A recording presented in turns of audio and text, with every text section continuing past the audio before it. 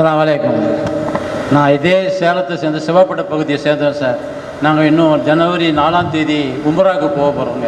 ஒரு 12 பேர் சேர்ந்து போக போகிறோங்க. நாங்கள் வந்து சேலத்தில் இருக்குது, மற்றதில் இருக்குதுங்க. நான் டால்ஃபினில் தான் புக் பண்ணியிருக்கிறேங்க. ஒரு 5 வருஷத்துக்கு முன்னால் 2019 நாங்கள் ஹஜ்ஜுக்கு போகிறப்போ கலந்தா ட்ராவல்ஸில் போனேங்க. அப்போ பக்கத்தில் வந்து எங்கள் டால்ஃபின் ட்ராவல்ஸுடைய ஒவ்வொரு நடவடிக்கையும் பார்த்து எனக்கு ரொம்ப கவர்ந்தது. அவங்களுடைய பத்ருதீன் ஹாஜியார் இருக்கிறார்கள, ஒவ்வொன்றும் சிறப்பாக செஞ்சதை பார்த்துட்டு எப்படி மறுபடியும் மக்கா மதீனாவுக்கு போனால் டால்ஃபினில் தான் போகணும் அப்படின்னு சொல்லி முடிவு பண்ணிட்டு இருந்தாங்க.